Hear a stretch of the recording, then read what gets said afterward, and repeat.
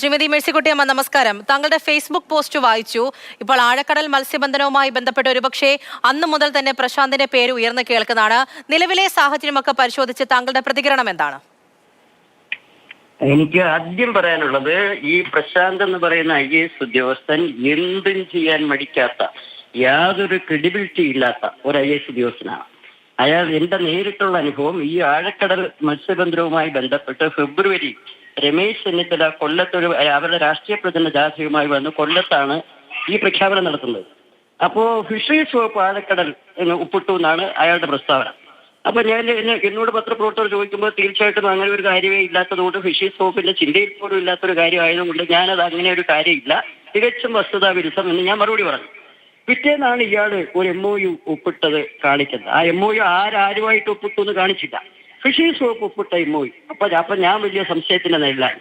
ഞാനിതെന്താണ് ഇതെന്ത് പറ്റി, എന്താണിത്, ഫിഷറീസ് വകുപ്പ് അങ്ങനെ ഒരെണ്ണം ചെയ്തിട്ടില്ല, എവിടെ നിന്നാണ് MOU, എന്താണെന്ന് അന്വേഷിച്ചു തുടങ്ങിയപ്പോഴാണ് കഥ പുറത്തു വരുന്നത്. ഈ തിരക്കഥ എന്ന് പറയുന്നത്, ഈ ഇന്ത്യൻ നാവിഗേഷന്റെ MD അതിനു മുമ്പ് 1-2 മാസങ്ങൾക്ക് മുമ്പ് കൊച്ചിയിലെ ഇൻഡസ്ട്രീസ് ഡിപ്പാർട്ട്മെന്റിന്റെ ഒരു ഇൻവെസ്റ്റ്മെന്റ് മീറ്റ് നടത്തുന്നത്.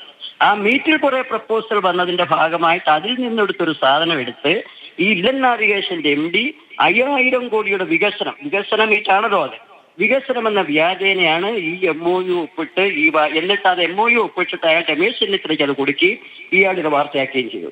ഈ ഇന്ത്യൻ നാവിഗേഷന് യാതൊരു ലോക്കൽ സ്റ്റാൻഡിയും ഇല്ല. ഫിഷറീസ് ഡിപ്പാർട്ട്മെന്റ് കടലോ അതുമായിട്ട് അയാൾക്ക് ഉൾനാടൻ ജലഗതാഗതമാണ് അയാളുടെ വകുപ്പ്, അയാളുടെ പോർട്ട്ഫോളിയോ ഉൾനാടൻ ജലഗതാഗതമാണ്. ഒരു കാരണവശാലും ഇതിന് അയാൾക്ക് അധികാരമില്ലെന്നിരിക്കെ, അധികാര പരിധിയിലില്ലാത്തൊരു കാര്യം രാഷ്ട്രീയ ഗൂഢാലോചന നടത്തി കൃത്യമായി UDF ഈ പ്രശാന്ത് അതേപോലെ ചില ഉന്നത പോലീസ് ഉദ്യോഗസ്ഥരൊക്കെ ഉണ്ടല്ലോ, പിന്നെ എനിക്ക് വിവരമുണ്ട്, പക്ഷെ ഞാനിപ്പോ പറയുന്നില്ല. ഇങ്ങനെയുള്ള ഒരു ഗൂഢാലോചന നടത്തിയിട്ടാണ് ഈ സംഭവം വലിയ വാർത്തയാക്കിയത്.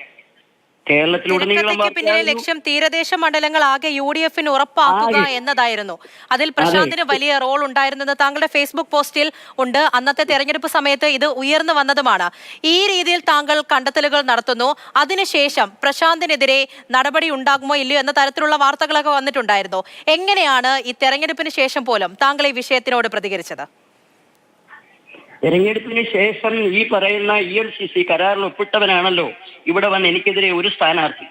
ആ സ്ഥാനാർത്ഥി തെരഞ്ഞെടുപ്പിന്റെ അന്ന് ഞാൻ ബോംബ് സ്ഫോടനത്തിൽ അയാളെ ജീവഹാനിക്ക് ശ്രമിച്ചു എന്ന് ശ്രമിക്കാനാണ് അയാളെ ഇലക്ഷന്റെ അന്ന് വെളുപ്പിലെ 5 മണിക്ക് കുണ്ട്രയിൽ വന്ന ഒരു ബോംബ് സ്ഫോടന നാടകം നടത്തിയത്. ഇതുമായി ബന്ധപ്പെട്ട കേസ്, അപ്പൊ എന്നെ മറ്റൊരു ക്രിമിനൽ കേസിൽ കൂടെ കൊടുക്കുക എന്നതാണ് ലക്ഷ്യം വെച്ചത്. ഇതുമായി ബന്ധപ്പെട്ടാണ് ഞാനൊരു കേസ് കൊടുത്തു. ആ കേസിന്റെ അന്വേഷണത്തിലാണ് ഇതിന്റെ പിന്നിൽ